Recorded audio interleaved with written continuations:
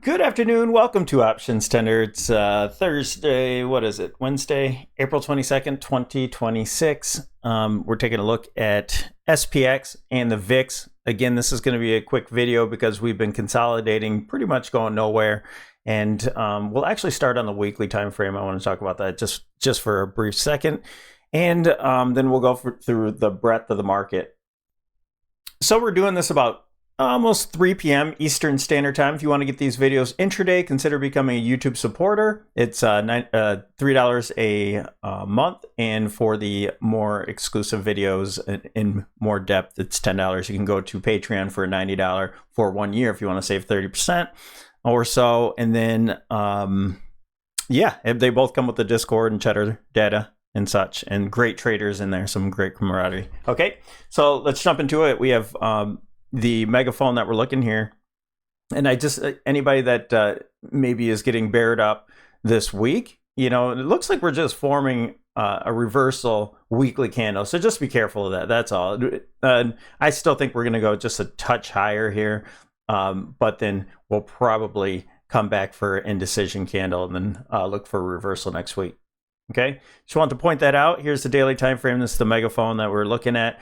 I had the breakout from there. We're going to see if this can hold. It held yesterday. We had a gap up here, but we're still inside the range of yesterday. So let's see if today or tomorrow we can tag a little bit higher. And where's that? Here, I added on the targets here, and that's 71.64.03 is exactly where the range starts. And so that's what I'm looking for to tag before we get our reversal. And this is where we left off. And so the first important spot here, besides the megaphone, that will be the first crack in this move, telling us that this is likely a false break if we get back underneath here. Okay, so that will be the first clue. But the second would be this major level here, which the all-time highs, 700.228. And if we break down from here, then that I think would confirm the false breakout. Okay, we will talk later after we get this gap closed. We'll be looking for the gap to close. We'll be looking to see another bullish scenario as well. We still do have, no matter what, we have support down here, and we'll talk about that later. I'll add that on, but I'm going to keep this nice and clean here. And this is the range, okay? This is the range that we had previously broke down to, not only back tested, and I thought we would have reversed off there, but actually ripped through to the other side with all the data, not the data, the ceasefire and all that good stuff that happened. And that will probably be the catalyst, is the ceasefire, and that seems what is all up in the headlines. And if that doesn't work out, I think we'll head down to the other side, and likely to the other end of this megaphone. Looking at X and YouTube, this isn't always an indicator, but I see so many people talking about getting to the bottom of this level, and great if it does, wonderful. But when everybody's looking at the same thing, then you have to get a little bit leery and stay on your toes. So we will consider, as we get a pullback, this being a bullish move rather than an ending move. Okay, so on this channel we talk all the time, and in the Discord and in the members videos we talk about all the time of extensions. So once this ends here, we'll be looking to see if that's the beginning of a new move or if this is the end. All right. Right. Let's go to, we had our target. We have the previous level. Let's show the moving averages. You have the 8 EMA that's catching up here. So that will be our first indicator of a reversal. If we can get underneath this 8 EMA after tagging, you'll probably get a pullback here and a reaction off that 8 EMA. We haven't even really tested it yet, So that will be our first clue. And then the trend, which is the 20 simple moving average on the daily, is not even close yet. We're all the way down at 6,800 still. All right, so it easily, if we did get some sort of catalyst, we could rip down to these moving averages at this point. Now, each day gives us new information, so that's why we do these videos often. So make sure you hit that notification bell.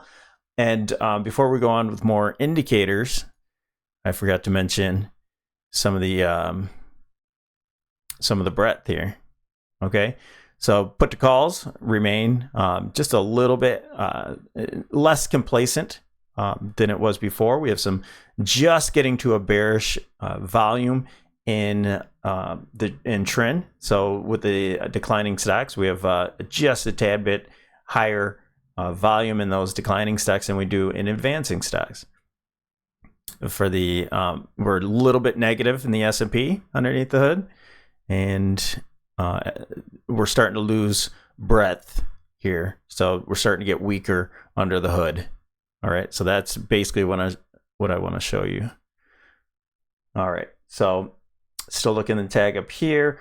These arrows are here just because if you're new here, I give examples of what could happen with this, with classic trading patterns.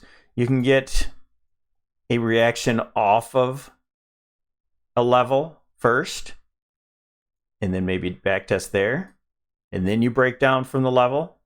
All right, that's one way. Another way is you break down from it, maybe close that gap, for example, and then you back test the level for confirmation, and then you break down. So that's just awareness.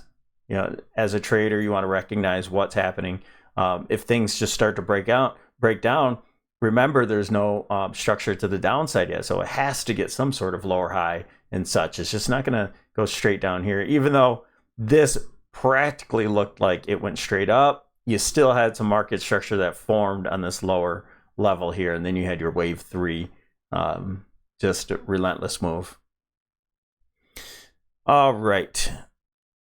We have our RSI, MACD, and slow stochastic. So starting off with the RSI, when we tag up a little higher, I suspect we will, we're going to be looking for the divergence. That hasn't changed. Same thing as yesterday. We're starting to get a sell signal here, so I'd like to see it climb and get a whipsaw and get negative divergence. And we're headed to the upper boundary there for the MACD. McClellan oscillator, again, getting weaker. We're getting weaker underneath the hood. Things are changing. This move is almost over, and I would like to see that divergence here as well. Bollinger Band, we already had that sell signal. We had a flat pattern into this move here, so that was a corrective move, and I think we'll get our last move here coming up. I thought it would have been today. We'll see if it happens tomorrow, or I guess in power hour could happen. And our DMARC, price is just kind of wasting time up here. Got a big move, and now it's just kind of wasting. So we have a 6 count.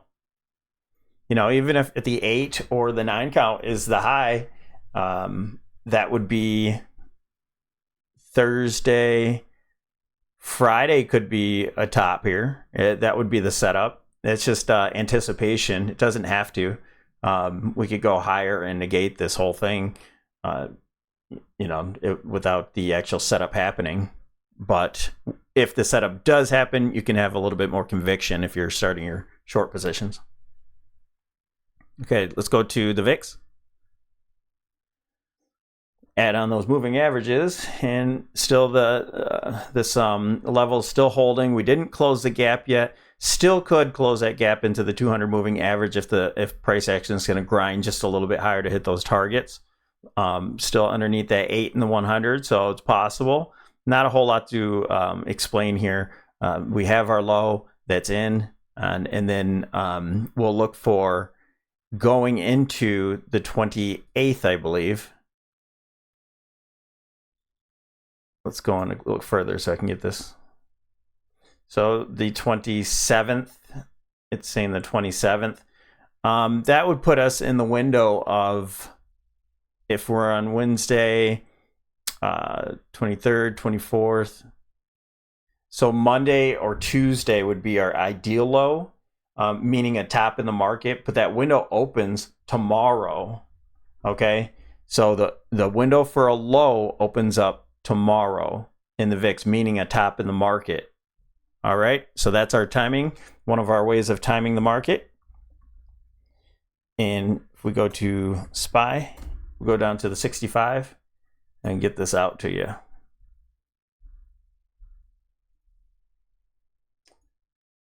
All right, this is the last thing we looked at. There's that megaphone top. We held on to it, a possible wave 4. Going into wave 5, we're just consolidating here with the bull flag so far above.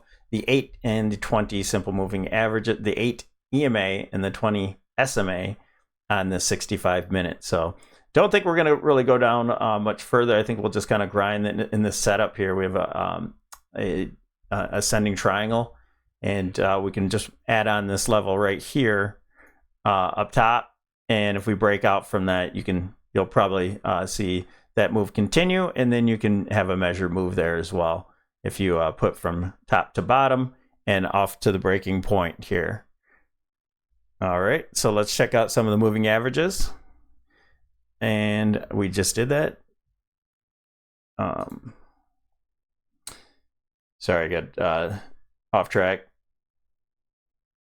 Our daughter plays volleyball, and I get to coach the team today.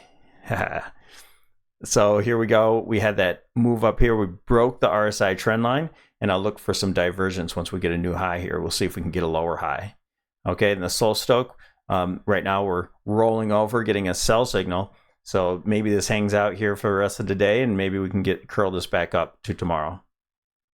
In the MACD, already started to head lower. Again, if we make that new high, we can either roll up here, but we'll want to see divergence at that point. Okay. Money flow. We had the divergence. We're getting the move lower. And then again, if we make a new high, we should see another reference of negative divergence.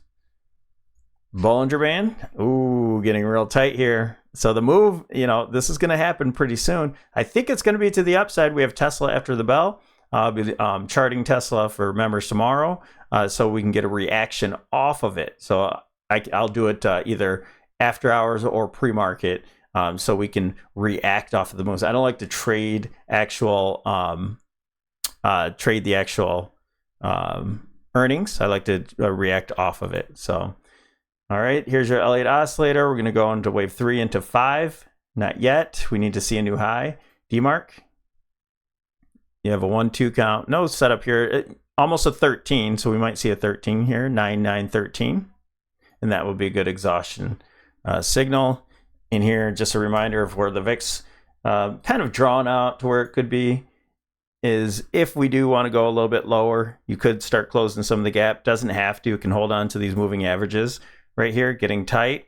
And then, so this would be our initial move, which we already got. All right, take that off. And this is our move lower.